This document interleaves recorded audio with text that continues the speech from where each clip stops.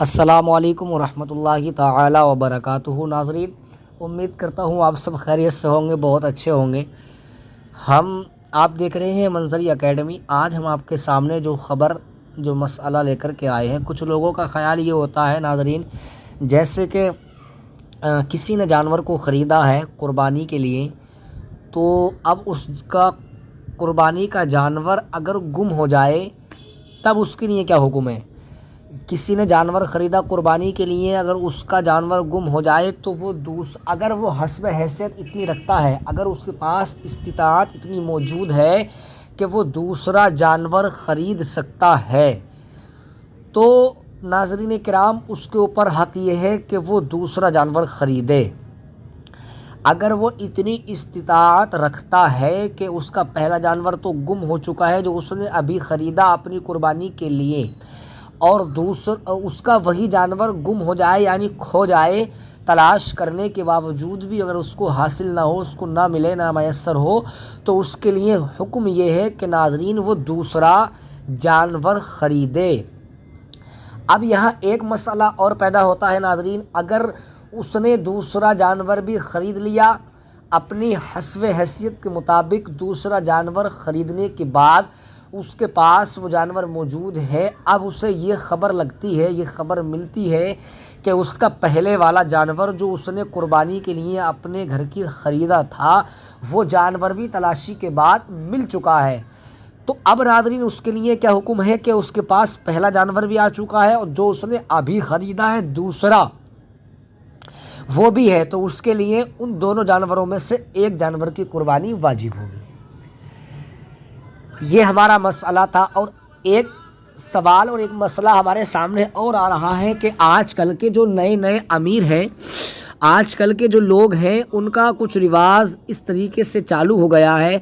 وہ یہ کرتے ہیں کہ 50,000 روپے کا اگر انہوں نے کوئی جانور خریدا، مثال کے طور پہ 50,000 روپے کی کوئی بھینس یا کوئی کٹرا یا کوئی بکرا 50,000 کی قیمت کا، 40,000 کی قیمت کا خریدا ہے، تو وہ لوگ کیا کرتے ہیں، اپنی بستی میں آنے کے بعد، اپنے محلے میں آنے کے بعد ناظرین وہ اپنے محلے کے لوگوں سے اس بات کو جتاتے ہیں، ان لوگوں کو یہ بات بتاتے ہیں کہ آج ہم نے اس سال 50,000 کا بکرا، 50,000 کی جانور کی قربانی کر رہے ہیں، اور پچھلے سال 10,000 20,000 کے جانور کی قربانی کی تھی۔ یعنی قربانی کرنا رضا الہی کے لیے، اللہ کی رضا کے لیے قربانی انسان کرتا ہے، مانتے ہیں ہم، لیکن اگر اس کی نیت اللہ کی رضا کے لیے قربانی کرنے کی نہیں تھی تو اس کی قربانی قابل قبول نہیں۔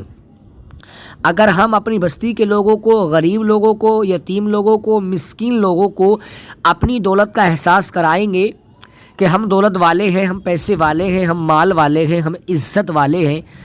تو یہ ہماری قربانی قبول ہونے کے ذرائع نہیں ہے۔ میں آپ کو یہاں پر ایک مسئلہ اور آتا ہے کہ ناظرین کچھ لوگ ہمارے محلے کے اندر غریب ہوتے ہیں جن کے پاس اتنا مال اور دولت نہیں، لیکن شریعت کا حکم بھی یہی ہے کہ جس کے پاس دولت اتنی موجود ہو کہ اس پر قربانی واجب ہے، تو وہی انسان اسی پر واجب ہوتی ہے، غریب پر قربانی واجب نہیں۔ جس کے پاس اتنا مال دولت موجود نہیں ہے، اتنی استطاعت نہیں رکھتا ہے، تو اس پر قربانی واجب نہیں ہے۔ لیکن یہاں پر اگر ہم سوچیں کہ یار ہم اپنے سامنے کسی کو نیچا سمجھ رہے ہیں، ہم اس کے سامنے، غریب کے سامنے یہ کہہ رہے ہیں، یہ بیان کر رہے ہیں کہ ہم اس سال 50,000 1 لاکھ 2 لاکھ کے جانور کی قربانی کر رہے ہیں، ہر سال اتنے پیسوں کی قربانیاں ہم کر دیتے ہیں، اللہ کی راہ میں خرچ کر دیتے ہیں، تو اس سے اللہ راضی نہیں ہوگا بلکہ اللہ ہم سے ناراض ہو جائے گا۔ کیونکہ ناظرین یہاں پر سوال یہ پیدا ہوتا ہے کہ غریب کے پاس قربانی تو اس پر واجب نہیں ہے، لیکن اس کے دل میں کہیں یہ خیال نہ آ جائے کہ یار یہ میرے سامنے مجھ سے امیر ہے، مجھے اتنی استطاعت میرے پاس موجود نہیں کہ میں قربانی کر سکوں، میرے بچے قربانی کا گوشت کھا سکیں۔ آپ سے گزارش ہے کہ اگر آپ لوگ اپنے گھر میں قربانی کر رہے ہیں اپنے گھر والوں کے نام سے، تو کسی کو دکھانے کے لیے نہیں بلکہ اللہ اور اس کے رسول کی رضا کے لیے کوئی بھی نیک کام کریں، اللہ اور اس کے رسول کی رضا کے لیے کریں۔ آخری مسئلہ میں آپ کو چلتے چلتے بتا دیتا ہوں ناظرین، کچھ لوگوں کا معمول یہ ہو چکا ہے ناظرین، ہمارے معاشرے میں یہ پایا جاتا ہے کہ کچھ لوگ قربانی کا گوشت کرنے کے بعد میں اس کو تقسیم نہیں کرتے ہیں۔ تقسیم کرنے کا مقصد یہ ہے کہ کچھ حصے، ایک حصہ اپنے گھر میں کھانے کے لیے، میں تو یہ مانتا ہوں ناظرین، کچھ حصہ ایک حصے سے بھی کم جس کو ہم کھا سکیں اپنے پریوار کے لوگ، اس کو روک لیا جائے، باقی 2 حصے 3 حصے 4 حصے جو بھی گوشت بچتا ہے اس کو غریب یتیم مسکینوں میں تقسیم کر دیا جائے۔ اگر پڑوسی غریب ہے تو اس کو دے دیا جائے، محلے میں کوئی مسکین ہے اس کو دے دیا جائے، اور احساس تک نہ ہو کہ یہ کسی امیر کے یہاں سے آیا ہے، یا اس کو ہم یہ احساس نہ دلائیں کہ یہ ہمارا ہے تمہارا ہے، بس اس کو رضائے الہی کے لیے دے دیں آپ۔ قسم سے، قسم خدا کی یقین کہتا ہے اگر وہ غریب آپ کا گوشت کھائے گا، اس گوشت کے لقمے اس کے شریر کے اندر، اس کے جسم کے اندر بعد میں جائیں گے، اللہ تیری مرادوں کو مکمل پہلے فرما دے گا۔ آج کا سوال، آج کا مسئلہ یہی تھا۔ تب تک کے لیے ہمارے چینل سے جڑے رہیے گا۔ اگر چینل پر آپ پہلی مرتبہ تشریف لائے ہیں تو چینل کو سبسکرائب کر لیں اور بیل آئیکن کو پریس کر لیں تاکہ ہر آنے والی ویڈیوز کی نوٹیفیکیشن بآسانی کے ساتھ آپ تک پہنچ جائے۔ السلام علیکم ورحمۃ اللہ وبرکاتہ۔